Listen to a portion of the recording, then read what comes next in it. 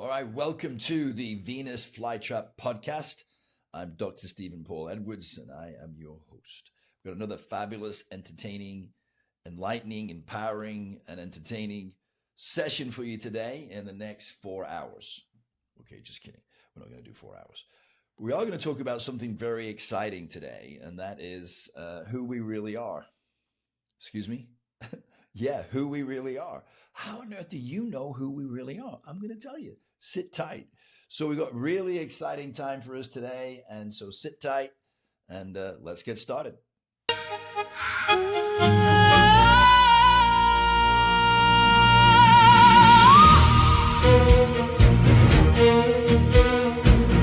tailored suit in a London rain. He built an empire to mask the pain. A self-made man with a heart and heart, watching the world from a place apart. Then she walked in like a sudden blade, in the midnight heat where the shadows played. A fallen heiress with a rebel soul, ready to take back all control. She lived by no rules but her own desire, wrapping his life in a ring of fire. An international ghost of a golden age, stepping back onto the center stage. Oh, the Venus flytrap. Okay, so for me and many others, life is about remembering who we really are. And you might say, what do you mean remembering who we really are? How would you forget that? If you know who you are, you know who you are, right? No. So in order to have the experiences we're having in this amazing universe, we come from the in-between world, right? Where we are pure light, we're pure consciousness, and we're fully enlightened because we are light, right? And then at some point we choose to come here on earth to have an experience. Excuse me? Yeah, so why would we do that? Well, if you're around anything long enough, don't we tend to take it a little bit for granted? So imagine if you were in bliss, right, for long enough. There's going to come to a point where, first of all, how would you know, right? Because you got to know up to know down, left to know right. You got to know pain to know pleasure, sadness to know joy. And so we have to experience the opposite, the contrast, so we can then experience the other side, sadness, joy, to the same degree.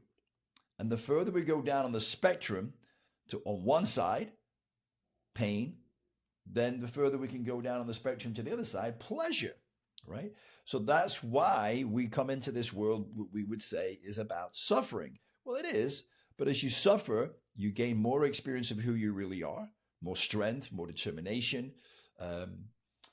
more awareness of who you are, more understanding of the human condition, so that you can relate to other people. And so when we remember who we really are, as we'll look at in a minute, then you realize that there's no separation. That the mind said, Lakish alaken, right? You are me, I am you, we are one. Well, so what? How does that help us? Well, if we recognize that when I do something, I not only do it for me, I also do it for you. When I don't do something, I also don't do it for you, as well as I don't do it for me. What? Yes. So once we recognize that we are all one, so if you look at the picture up here, you see over there, over there is a little point of light, right? That's how it all started, right? A point, that's the point of pure potential, right? So at that point, that pure potential is just a point of light. It doesn't know who it really is yet and the potential that lies within that potential. So what happened is that potential started to move, to begin to know itself. And as it began to move, it created a big bang. I know this is very simplistic, but this is how it all happened, right? So from that big bang, the whole potential in the universe exploded. Well, actually, all that pure potential at that point exploded into the universe. And if you look at that point, it's in a circle, right? It's in a sphere. Like a circle in a spiral, like a wheel within a wheel. So then it exploded and it started to move in geometric patterns, circles, right? So it created one sphere, and then it moved. Sorry, now it knew itself, right? And that is called one knowing distance, which is between the center and the outer of that circle. That's one knowing distance. And once it did that, what did it do again? It moved another knowing distance and created what? A second circle. And the crossover of those two circles became what is known as the vesica piscis. And that is also known as the womb of creation, right? So now you've got two circles, right? And now what we're going to do is create the earth. In how long? 7 days. But what did we do on the 6th day? We rested. You know why? Because if you move that out 6 times, you create 7 circles without doing anything to create the last circle. So on the 7th day, you rested, right? And that is what we call the seed of light, the second drawing here, right? So we're taking geometric patterns from which everything in creation is born, right? So the seed of life is the seed planted to create everything. From the seed of light, we move to the next diagram, which is called the flower of life. Now, this is known through millennia. All ancient cultures knew of this, right? This is not new information. This is old news, right? So from the flower of creation, inside of that flower, everything in creation was born from. And those are other sacred geometric patterns. If we look at this pattern here, this is called the egg of life. Now, I'm doing this in a very rudimentary way, right? But there's so much more to know about these things. But I'm just giving you the basic tenets of creation. Why does this even matter? Because if we all are born from, come from, and are the same place and we're made in the same way, then what does that mean? It means we're all what? We're all Stevens, or Brian's, or Kevin's, or Mary's, or Jones. We're all connected. There's only one of us in the room. Stephen, you haven't seen my house. It's packed, right? But truthfully, in essence, there's only one of us in the room. Well, why does that even matter? I don't care. How does that help me every day? I'll tell you. Hang on. The next thing we've got is the fruit of life. Again, another geometric pattern, right? And this is where everything in nature is born from. That's why it's called what? The fruit of life. So you'll notice in all those circles, there's also points that also join, right? So the circles, the curves are the female, and the straight lines are the male, right? Now this is seen in everything in nature, right? And then from there, we move even more complex patterns and we go to Metatron's cube, right? And then we go to the tree of life. So you see all these things, all these metaphorical things, flower, seeds, tree, fruit, egg, right, are all part of nature. And they're all terms used to describe this sacred geometry. Now, Stephen, very interesting, not really interested in geometry. Really, I'd rather go read a book, watch a movie, or tell a story, or go have a cigarette. This doesn't really interest me. Okay, fine. I'll see you later. So the point of it all is this.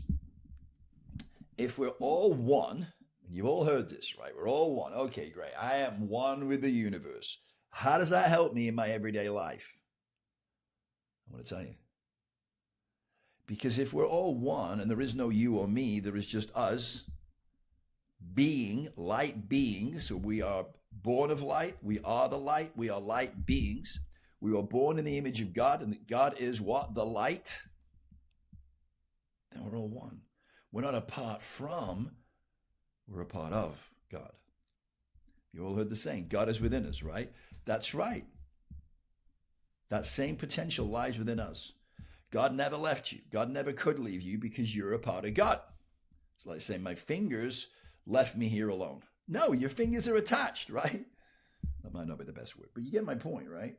Now, if you know that this hand is a part of you, are you going to hurt it? Are you going to stick it in a fire? Are you going to hit it and try and cut it with a knife? Are you going to try and shoot it? Are you going to try and slice it off? No. Why not? Because it's handy. Right? Because it's part of us, right? So if you recognize, give recognition to the fact that what I do for you, I also do for me. What I fail to do for you, I also fail to do for me. If I hurt you, who do I hurt? You. No, if I hurt you, I hurt me. Because we're one. Why would I do something? It's like, why would I punch myself on the face, kick my ass backwards, or do anything to harm myself? The only reason for that is because I would believe that I am separate. And you know what separation means in ancient language, in like Aramaic? It means separation means sin. You are committing a sin if you do anything, think anything that perpetuates the illusion that we're separate. We're not. And that's a sin. So we're born into sin because we're born into a world that promotes separation, that I am separate from you. Stephen, give me a minute. I need to sit down and think about this. I don't blame you. Maybe you need to watch this more than once, right? Maybe you need to transcribe it. I don't know. We're going to be doing webinars about this in much more detail. But the point is this. If life is about remembering who we are, that every experience is an experience of remembrance. We're taking on a dare, a daily active remembering experience. Every day is an opportunity to be reborn, born again. You've heard all that stuff, right? But you've not understood what it means, right? So we're constantly shedding skin. We're constantly shedding the old and allowing in the new. We become new beings as we grow and expand and become more. Once we recognize that we're living patterns that usually were created when we were very young, when we were children, that we keep repeating over and over again until we get the understanding. We get the message, right? The problem is most of us are trying to see that issue, that there's a problem outside of ourselves, that it's somebody else that did this to me. She did this, he did the other, and you're going to be stuck. You will never heal yourself if you believe that it's something outside of you that is creating your reality. You are creating your reality. Now, let me be clear here. That doesn't mean that the person who did something that has upset you, right? It doesn't mean they didn't do that. What it means, though, is you have to recognize not they did it to you, that they did it for you. Now, they may not be conscious of that in this life experience. They may have actually thought they were doing it for you. Sorry, doing it to you, right? In their mind, in their consciousness, as it is here on earth. But the bottom line is they didn't. At a spiritual level, they're doing it for you. And that's where you have to stay. If you can stay in that remembrance, then you're not going to be a victim anymore. You can't. Because it didn't happen to you. It happened what? It happened for you. That's the real point here. Now, I could be wrong about all this, right? I get it. But you got to look at this. Even if I'm wrong, even if they really did do it to you, if it really did happen to you, but if you switched it and believed something different, and you have to understand something, beliefs are not true. None of them, not one belief is true. They're all made up, right? So we live in a world of what? Make-believe. Yes, not just Hansel and Gretel, not just Snow White, not just the fairies at the bottom of the garden, not Father Christmas.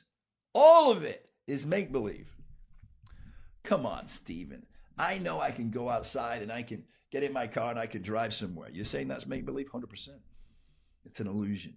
But this illusion is so incredibly strong. It pulls us back in because we go, no, I can touch the table. I can touch these things. They are real. No, they're not.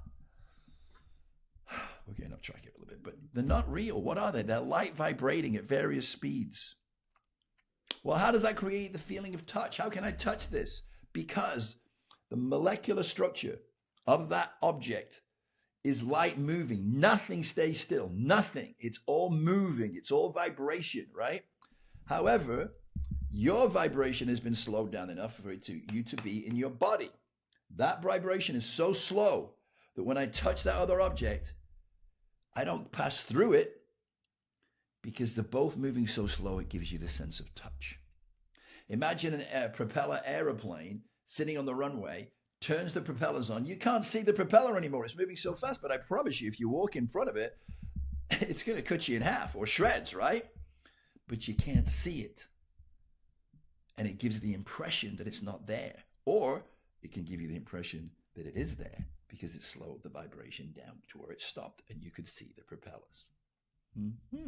Okay, so that's why objects exist. But the point of it, the point of it is, point of light, is so you can have an experience and you can begin the process of remembering. Remember, you forgot so you could remember.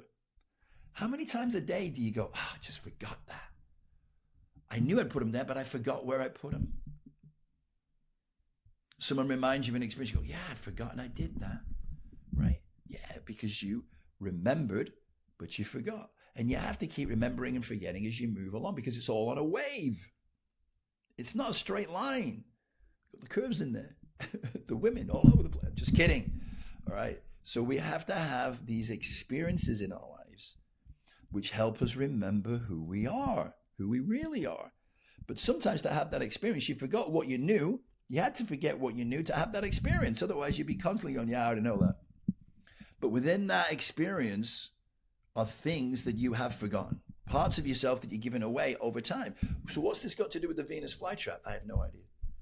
It has everything to do with the Venus flytrap because to have that experience, I had to forget that which I knew, right? It had to go out the window. And the universe, the force of creation, God, Allah, whatever you want to call it, will create the space and the opportunity and the experience for you to get exactly what you need because it loves you that much. It knows that you will not wake up without suffering. Suffering is not happening to you. It's happening for you. Now, I know you're going to be thinking of all kinds of things that are going on the planet, on Earth at this time that would challenge that, right? And that's fine. Put those in the notes and I'll answer all those questions, right? You know, how is it that we live in a world, Stephen, that there are starving children? 25,000 men, women, and children die every day of starvation. How is that possibly happening for us? Okay, so there are exceptions. I'm kidding. But we have to be able to see the bigger picture, and that takes time. You can't suddenly become enlightened overnight. It's a journey, and we'll take you on that journey for you to see things in a different way, at a higher perspective, in a different way, right? You already know this stuff, but you've forgotten, right? Everything that we need to know is within us. But we're going to not, it's like if you went back 300 years ago and you see how we live today and the consciousness that we live at today, and you try to explain, which is an ancient word, also means explain. Explain to them and tell them the way we live today about cars, motorbikes, about airplanes, helicopters. They would kill you. I'm not joking. They would kill you. And so they should. What? Yeah, because what you're trying to do is circumvent the process of evolution. You're trying to circumvent the process of conscious expansion, of conscious evolution. At that time, those people that were alive then were not ready to go through that process. It's like when we go to other countries that don't have the same consciousness that maybe we do here, and we try and force that consciousness on them, they will kill you. And they do, right? Because they're not ready for that. Make sense? Probably not, but it will. Sometimes you just get it on the way home. Sometimes you get it when you go to sleep, but you'll get it. If you don't get it yet, don't be frustrated. It's okay. I hope I'm not forcing a new consciousness on you, because if I am, you're going to kill me, right? So we're going through this process. We're going through this process of remembering who we are. Along the journey, though, we're having experiences, aren't we? We're suffering sometimes. Sometimes we're having an amazing time. Having an amazing time with our family and our friends and our children, right? We don't want to screw that up. We want to keep those things, but maybe reduce the suffering. Or maybe recognize that when we are going through periods of suffering, is we're going in and out of forgetfulness. As we remember things, about ourselves, about the world, about who we really are, each time we do that, we move further up the stage to enlightenment. But it's not going to be a straight process. It's not going to be straight up because that's a straight line. And what are we missing? We're missing the curves. We're missing the undulations in between where we go from feeling amazing to when we feel sad. But the sad and the suffering are part of our growth. We can't have the growth without those things, because those things are what builds our character. They're what builds our inner strength. We have to have the inner strength to hold all the weight of these ideas above us, right? As above, so below, right? Emerald tablets. So all these clues have been left in ancient texts, ancient cultures, ancient teachings throughout millennia. They've always been there. No matter what culture you go to, these answers, these technologies, these beliefs have been there since the beginning of time. Now, a lot of people say it's been hidden from us, maybe to some extent, but it's always been there. It's revealed to us when we're ready. You know the saying, when the student is ready, the teacher will appear. Yeah? No? Well, it will. So we're all going towards this final experience of transcending. Now, it's not the final experience because it never ends, right? There is no end. There is no beginning, right? There's no end or beginning. And that's what confuses people. They say, well, we got this point. Where did the point come from? We don't know.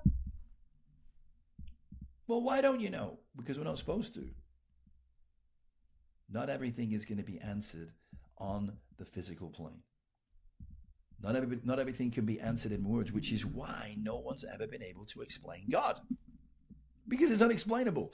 In the language that we speak, once you speak, that lowers the vibration, lowers your vibration.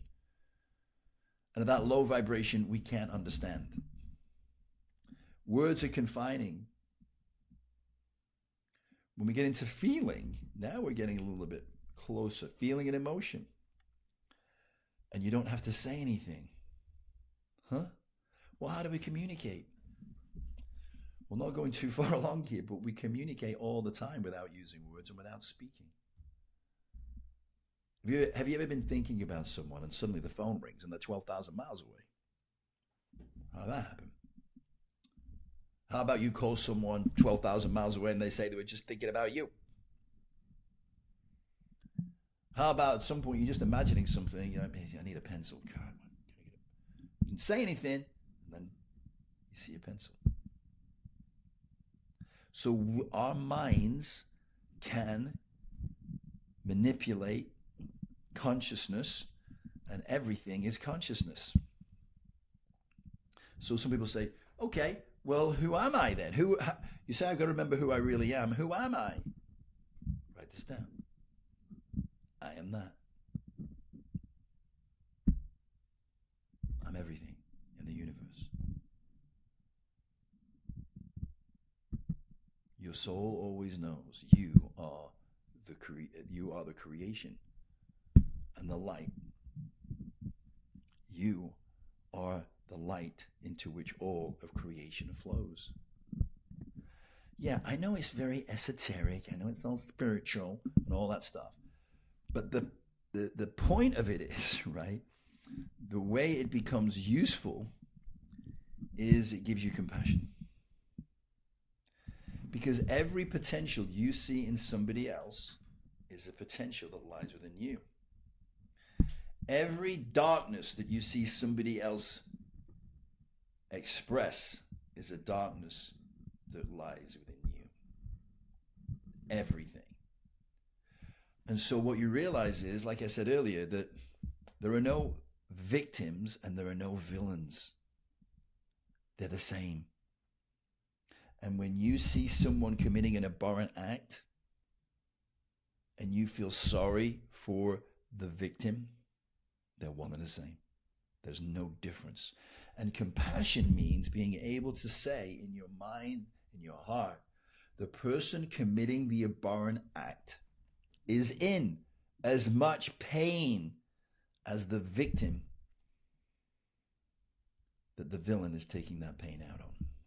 It's two sides of the same coin. So we not only have to heal ourselves as a victim, but we have to heal the villain within us. The villain is the part of us that perpetuates pain onto others. And recognize that within that partnership is growth or opportunity for growth, opportunity for awareness, opportunity for each soul that really is one soul to remember that. So on a global scale, what would that mean? There's no wars. There's no competing for limited resources. There's no scarcity, only abundance. There's no competition, only collaboration. This is why it's important. Not so that you know how to draw geometric patterns. Not so you get the point, right? But you understand the oneness of everything, which you are a part of, not apart from, that separation is not true. It's not real. What stays real because of the idea of separation is your ego. Your ego can only operate in a world of duality. When I'm separate from you, you're separate from me, I got to compete with you, I got to be better than you. What does that lead to? War, destruction, murdering. 25,000 men, women, and children dying of starvation on a planet where there's more than enough for everyone. Now, what do you call that? It's madness. It's complete insanity. So what does that tell us? We live in an insane world. We've lost our minds. And even more importantly, we've lost connection to our heart. So the future of humanity, that before we destroy each other and destroy the planet and destroy ourselves, we've got to get back to our hearts. You've heard me read the poem by the Yupik elders. I don't know if I put it here, but I'm going to read you something now.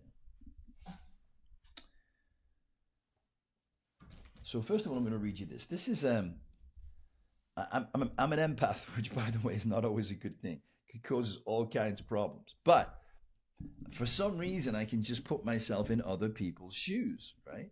I have that innate ability. And like I said, sometimes it's a curse, sometimes it's a gift. But I'm also able to sometimes just put myself in the shoes of a woman, not the heels, but you know what I mean. Kind of be able to emote how they might feel in a certain situation. Now, I'm not giving birth, obviously, but in a way. So this is a song that is called Don't Try and Tell Me. I wrote this song, 30 years ago. Well, not 30 years ago, at least 20 years ago. No, it might be 30, actually. It probably is 30. But anyway, see if you get this. I think you will. Close your eyes for a minute. Take a deep breath in. Breathe out through your heart. Yes, you know what I mean, right? Breathe out through your heart. Another deep breath in.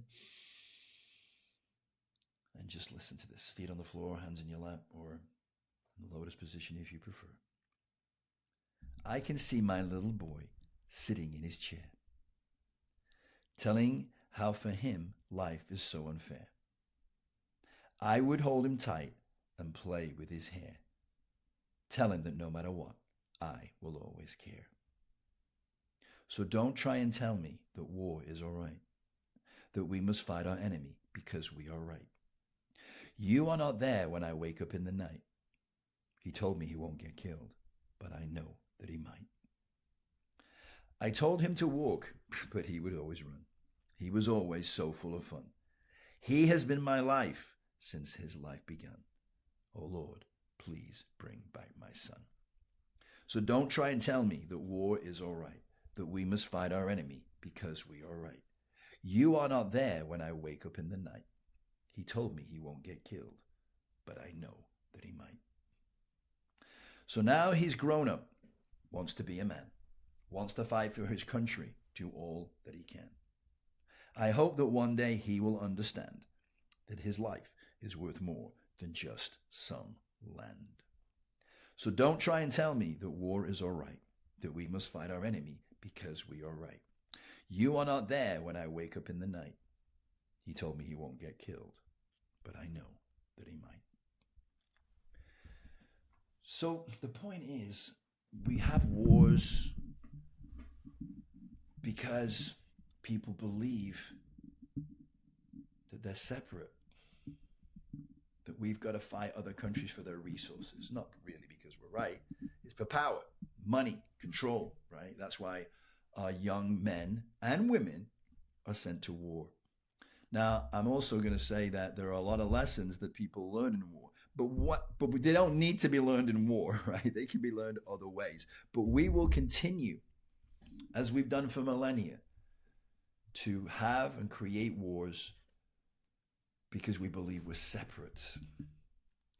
So now you're beginning to understand why this is so important to understand, because me telling you that we are all one is useless, because you can't prove it just from what I say, but you can prove it when you understand these concepts.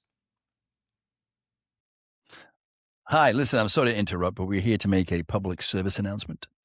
If you're enjoying this conversation, which I know you are, right? Because if you say no, you probably lie about other things too, right? So if you're enjoying this, which I really do hope that you are, please take a moment to follow or hit the subscribe button and the like button so you never miss an episode. Let's get back to the conversation. Interesting. Very interesting, right? So what would the world look like with no war? What would the world look like when we just live in abundance, where those 25,000 men, women, and children that die every day get fed properly, clothed, shoes, and the ability and opportunity to live a healthy, wealthy life? Okay, now you stitch. Now, what are you talking about? Wealthy. Well, wealth is not measured in money. Wealth is measured in time. How much time can you spend living the life of your choice without having to earn money? Now you're wealthy, right? Wealth and health, right? We want to live in an abundant world, and we want to live in a healthy world. At the same time, we've got to recognize that in this world today, you can't do that without money, can you? No. In fact, if you don't create any monetary value, you will starve to death. What does that say about us? What does that say about our sense of caring, our sense of connection? It doesn't. It says we believe we are separate. Our ego says that I can beat you, and if I can beat you, I can be better than you. I can be worth more than you. Therefore, if you die, it's okay. I need to stay alive because I'm worth more than you. And if you can't produce any financial gain in this life, then you are worth less. You're worthless. You have no value. And the only way to become of value is to make a effort to work to create value, which is money in the world we live in today. So do you see how our beliefs can become so destructive? That if you don't have health insurance, you're not going to get any medical care. Yet, if we lived in an abundant world where we were all one, where we all recognize that that child dying of starvation is my child, it's me, it's a part of me, I ain't going to let that happen. Where I don't need to go out and make money to be of value in this society, in this world. Now, doesn't mean I don't want to contribute, because if this is all our world, all our community, don't we want to make it a great community? You know, I've talked about these people before, the Himba tribe, right? This is a real tribe. You can look it up on the internet. I know everything is make-believe anyway, so just believe it, right? No, I'm just kidding. Here's the point. There's a tribe of people called the Himba tribe. And when a woman becomes pregnant, she goes out into the wilderness, usually with the women of the tribe, and they pray for the baby's welfare, and they create a song. Now, some people believe The song is based on the sound, the tone that universe is making at the time of the child's birth. But they make a song. They create this song and they sing this song to the child while it's in the womb. And then the tribe sing the song to the child when it's born, and its birthdays and important events during the course of their lives. You know, when they pass from, adolescence into adulthood. Now, if that child, or now the grown person, commits an abhorrent act towards the tribe, the community, right? Here's what they do. They put them up against the wall and they shoot. No, I'm just kidding. What they do is they sit them on a chair and they surround them in a circle. And they say, don't ever do. No, they don't say that. What they do is they sing them the song. Why? It's a pretty good song. The reason they sing them the song is to remind them of who they really are. And to apologize to the person. Why? Because the tribe recognizes that if they've committed an abhorrent act against the tribe, it's because the tribe has forgotten to make them feel loved and a part of the tribe. See, the only way anybody would commit an abhorrent act is they think of separation, that they're separate from the tribe or another person. And so they help them to reconnect. As opposed to stick him in a jail with other people who feel disconnected, who don't feel part of the tribe, don't feel part of the community, who are angry at the tribe, at the community, feel they're completely separate, that they don't give them any consideration, they don't care about them, so why are they going to compare? Why are they going to care about the tribe? They're separate from the tribe. So I'm going to steal from the tribe. I hate those people that have got all the wealth and abundance and I don't have any, so I don't care about them. I'm going to steal from them. I'm going to hurt them. They come into my neighborhood, I'm going to beat them up. Maybe. But this is where crime comes from, because those people have committed the ultimate crime. The community's committed the ultimate crime, is to let them feel unloved. Now, you're going to say, I know. Well, there are some people who've got all the love in the world and they're still horrible people. Well, have they, number one? And number two, we've got to learn to love those that are the hardest to love. Love those that are the hardest to love. Why? Because they need it the most. Yes, I know this could create a lot of confusion, and we're probably not ready to start at this right now, but wouldn't this be a good goal to get to? Don't we have to raise the consciousness to get there? See, here's the thing. How long have we been waiting for the government, a government, to fix it? Yeah, it's been a while. It's been a while. We've had a few opportunities. Would you agree? Has it ever got any better in those senses? No, it hasn't. What's it got? It's got worse. And the disparity between the haves and the have-nots has got what? Narrower or wider? It's got wider. It's got wider, and it's getting wider and wider. So we're becoming ready for an implosion, because there'll come a point. There'll come a point. What? A point where there will be another explosion, another revolution. What is a revolution? It's the returning to the original point. One revolution, right? But it doesn't have to be bombing and war. Perhaps it could be a spiritual revolution, where we go back to remembering who we really are. We are one energy, one force, one consciousness, one being of light, of which we are all a part, not apart from. So no government, no external entity is going to do this. We have to do it one light at a time. And as we do that, the momentum will increase. And once the momentum increases, it will just become an easier and easier self-fulfilling prophecy. But in the meantime, We have to take accountability and responsibility. For what? Everything. Well, I did not feed those children. Yes, you did. You did not feed them. You just let it go on. You didn't want to look because it was too painful. What can I do? There's nothing I can do about it. Easy to say, but it isn't true. You're responsible and you're accountable. How so? Well, you know, people used to say, these Buddhist monks, what are they doing? They're up in the Himalayas and they get up every morning and they chant and they say these prayers. How is that helping? It's helping a lot. How so? Because every thought is creative. Every thought is electromagnetic energy. Every thought affects the entire universe. It ripples because it's not...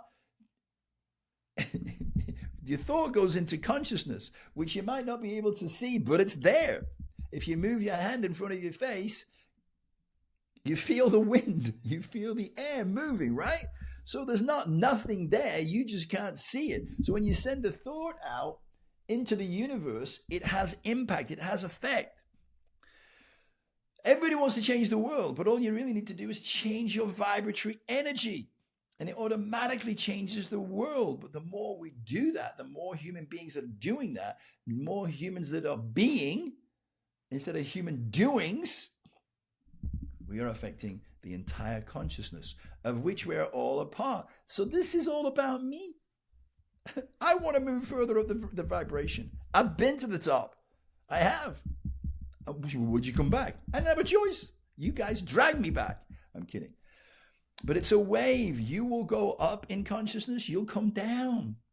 You'll remember, you'll forget. You'll remember, you'll forget. It's all a wave.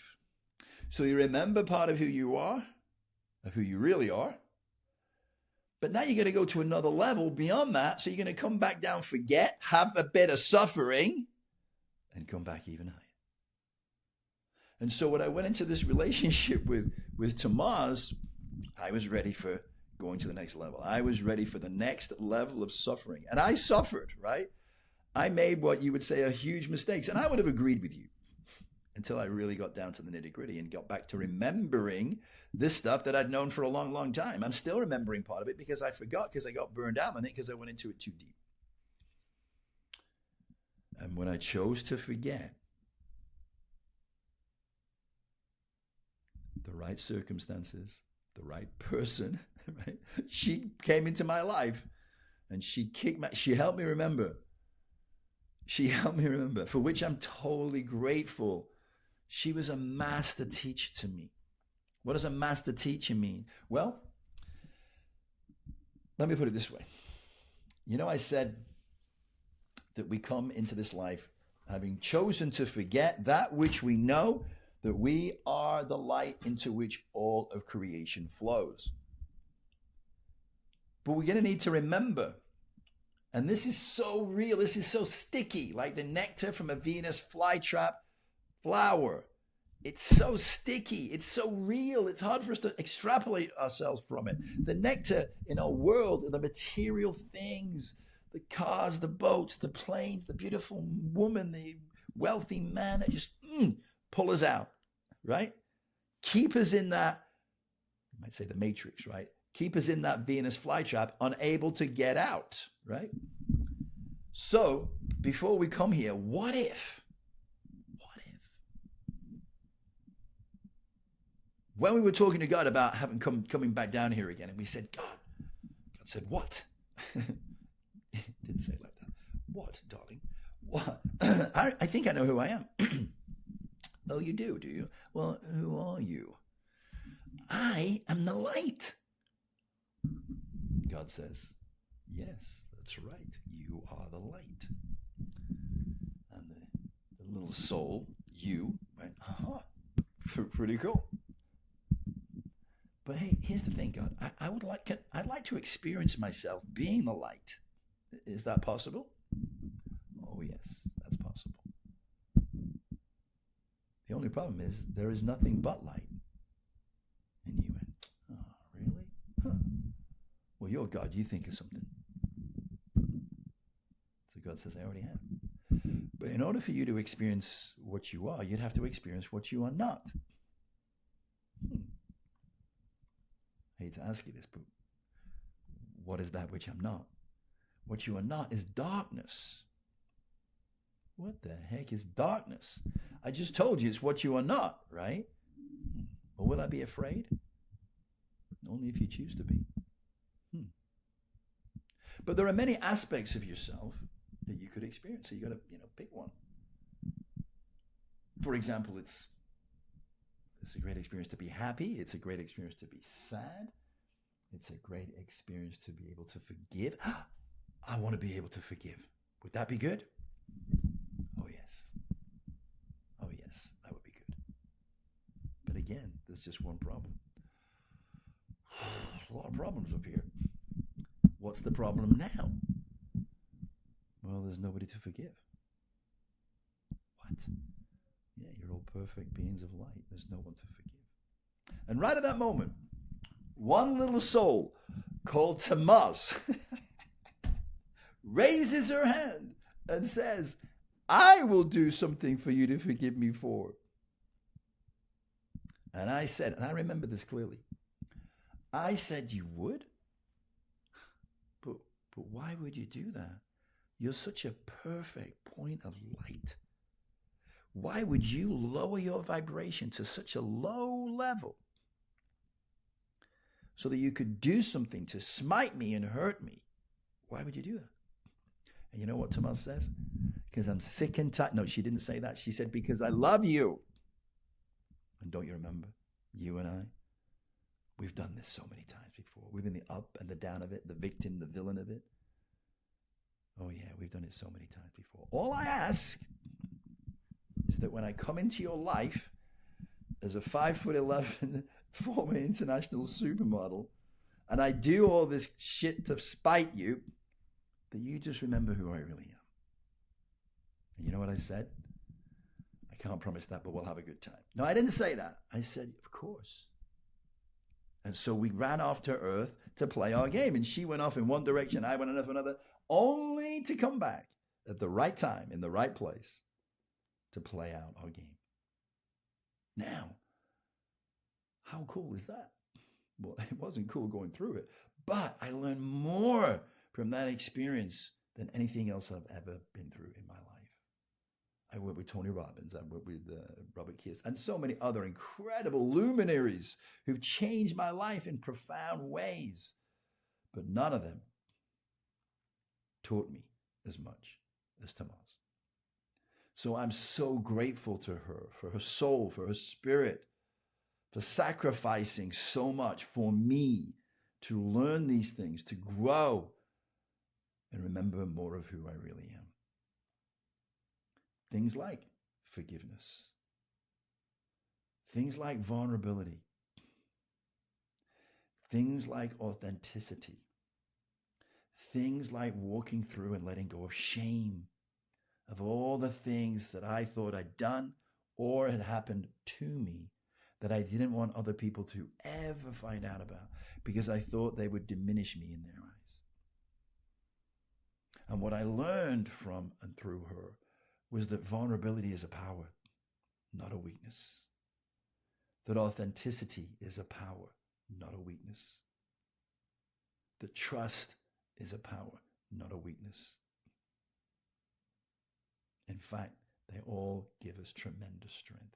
When we can say it out loud, and we can own it, we recognize, have a recognition that we are not those things, that we are so much more.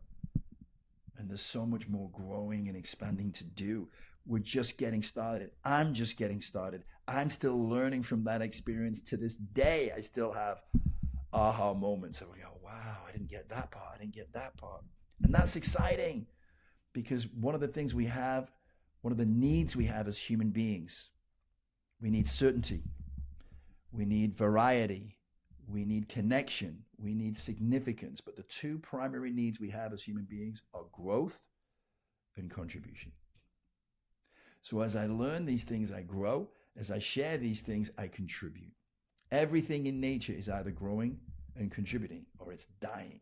Think of a flower. It's growing and contributing, or it dies, goes back in and starts over. And that's part of my life, has been growing and contributing and then it all failing, all come crashing down over and over again. So look, it's not how many times you fall down, it's how many times what?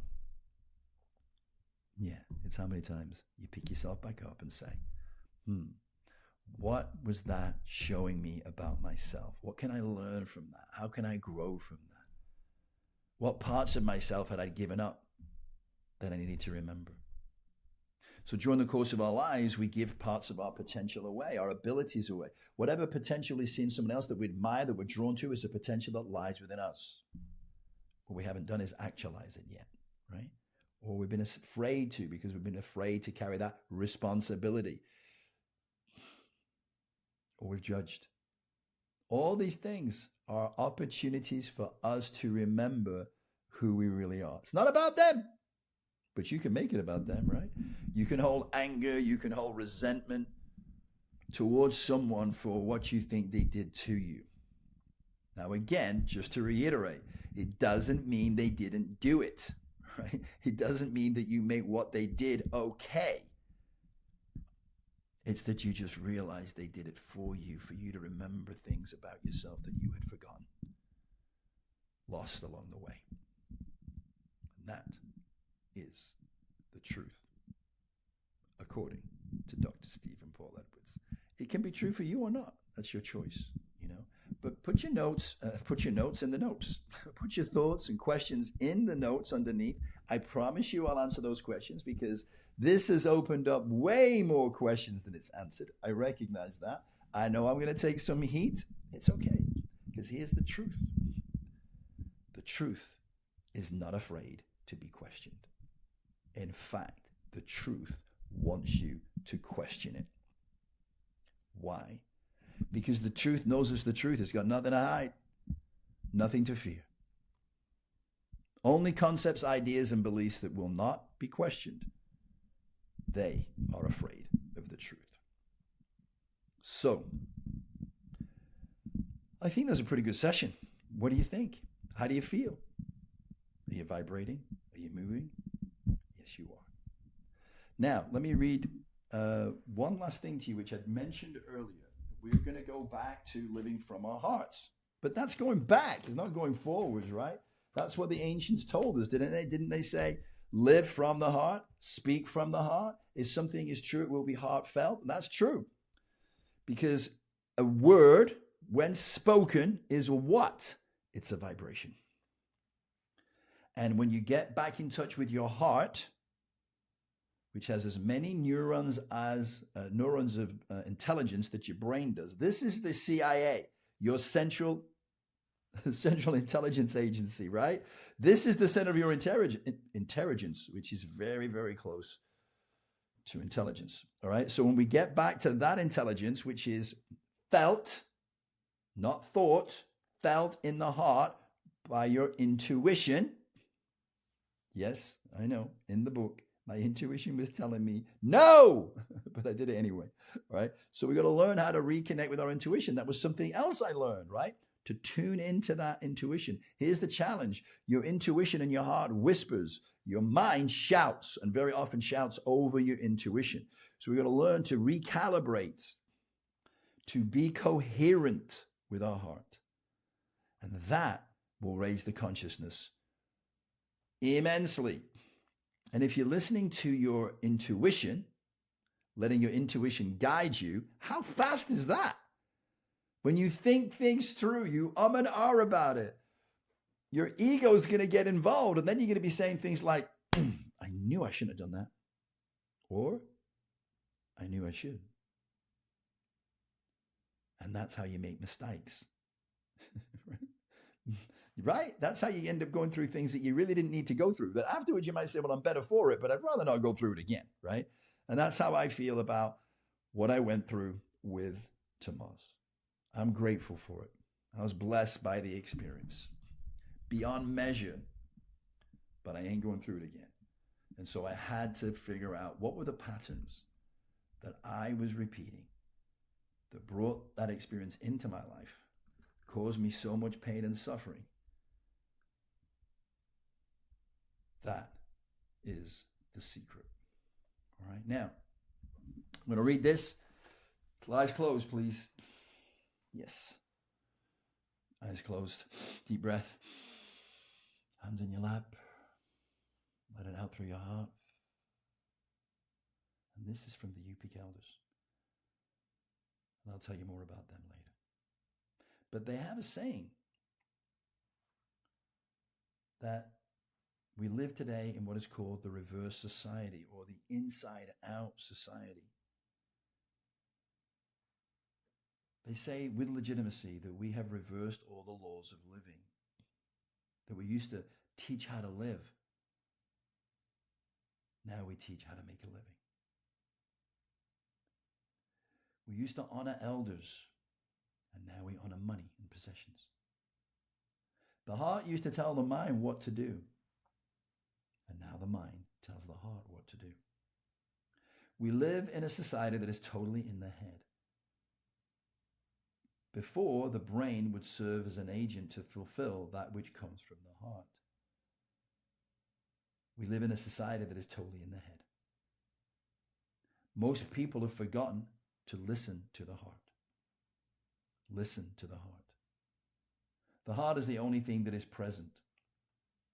What goes through the mind or brain is never present.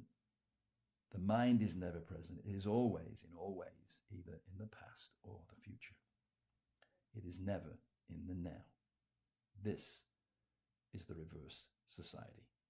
We are inside out. Okay, let that out. Gently open your eyes. So before we leave, just a couple of reminders. Make sure to hit the, what do they call it? Smash the like button. Subscribe so we can make sure we keep you up to date on all the new podcasts that we're doing. We're also going to be doing, like I said, webinars, right? Which are going to go much deeper into all of these things. So you can write things down, make notes, and experience it even more, right? We also have, I think, at the bottom here, a link for a free 25-minute consultation with me to see if there are some patterns that maybe you would like to change in your life to create better results in your life, that you would like to take better control of your finances, your relationships, and every aspect of your life. And we can have a chat. And if you feel like I might be someone or the person that can help you with those things, then we can set up some time to spend time together, spend more time together.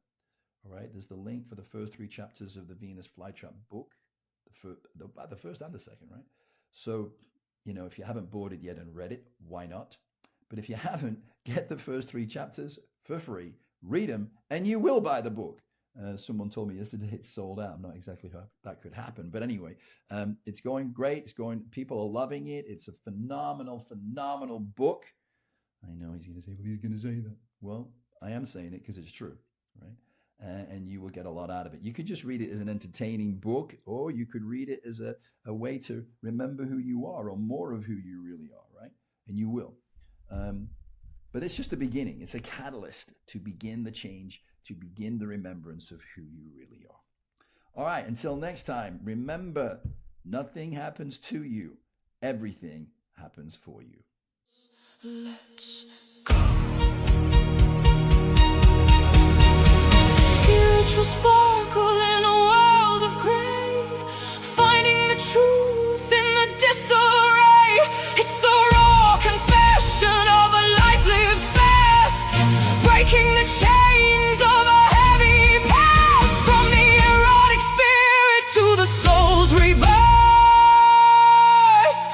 finding what a human life is really worth. Sex, lies, and the repercussions stay as we dance the final act away. Just a true story of a love so deep, promises that we could never keep. In the garden of the trap we lay, waiting for the break of a brand